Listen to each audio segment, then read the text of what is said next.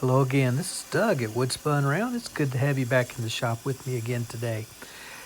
On the lathe, I've got a piece of cottonwood. I've had this piece sitting here, sitting around in the shop for quite a while. It is bone dry. You'll see a few curlies, but they're going to be small ones. A lot of dust will come off of this as well, it's just simply because it is so dry. This is our project for the month for SK Craft hashtag week. Not really a challenge, but just an opportunity to get out in the shop and do something that maybe we have or we haven't done before. Um, this month it's mushrooms, and I am turning a mushroom.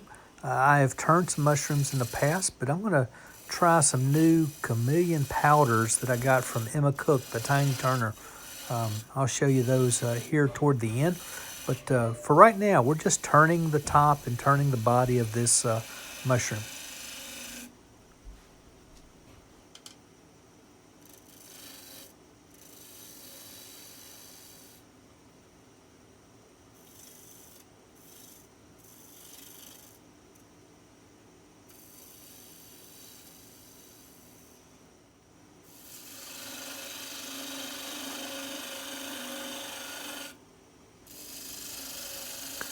For the beginning part here, at least, we're using a half-inch bowl gouge. I've shared with you before. This is kind of my tool of choice, the one I just kind of automatically grab no matter what it is I'm turning. I'll grab this half-inch bowl gouge, one of several that I've got. And so we've turned the top. We're just working on getting the stem at this point, getting rid of some waste wood.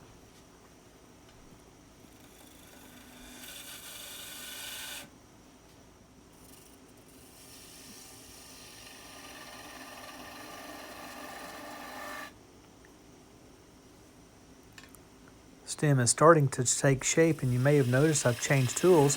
I've got my 3/4 inch spindle gouge here. It's got the Mark Soleil grind on it. Still working on that bottom side of that grind, but um, the top part and the general shape is like Mark uses. Still just wasting away some wood, getting it down to where I can get my final shape on it.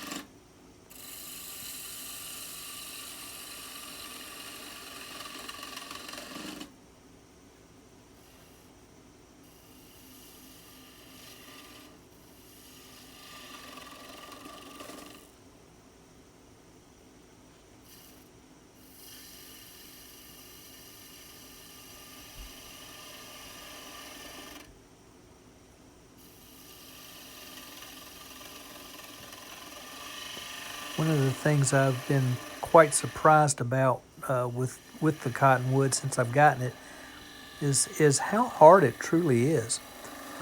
Just the name of it, cottonwood. It sounds like it's soft, very easy to turn. It is easy to turn, but it's not very soft. It does take good detail. You see right there at the bottom of the stem, I've got a nice ridge there, and that stays throughout. So I was real happy with that.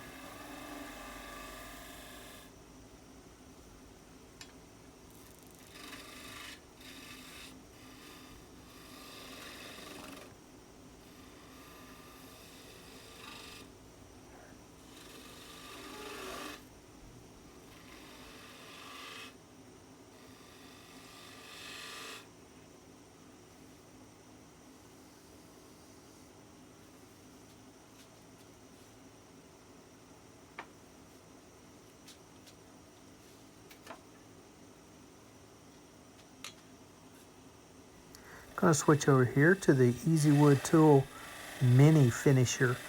This has the larger cutter on it, but it's a small tool. It lets me get up underneath the cap of that mushroom a bit, so that I can get that transition between mushroom cap and stem to look the way I want it to look.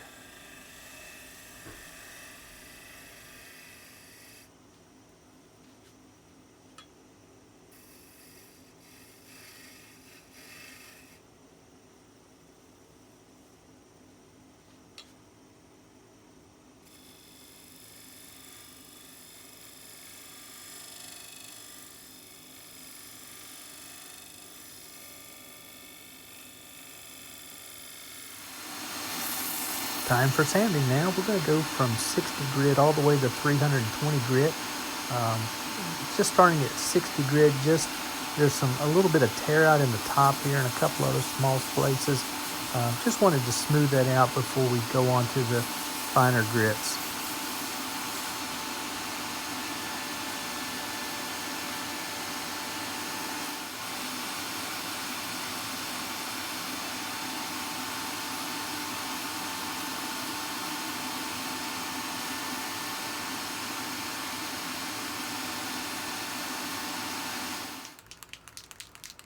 Let's add a little bit of Deft Lacquer sanding sealer to this project.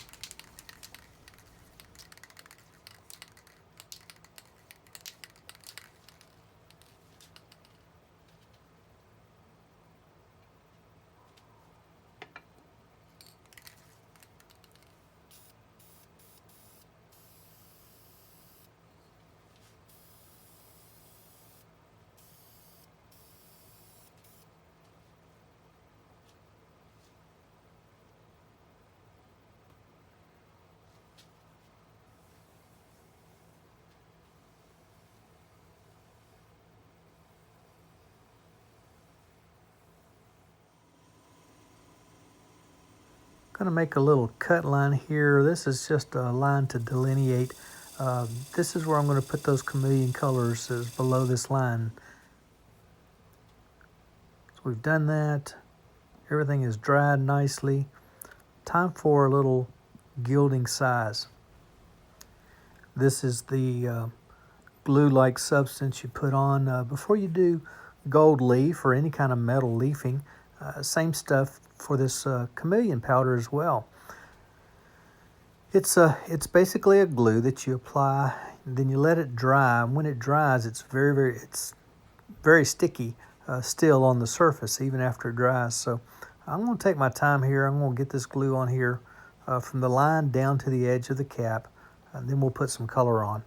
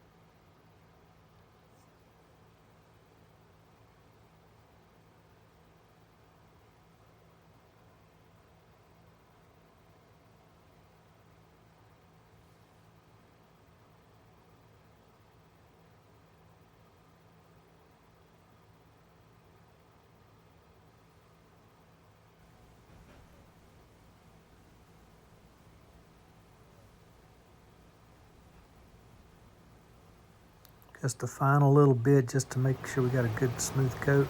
Then we have to let it dry. It is now dried and we're getting out the chameleon colors. As you can see right off the bat, it makes a huge difference. That little bit of powder on a dry brush goes on, and it makes a huge difference and colors the piece dramatically.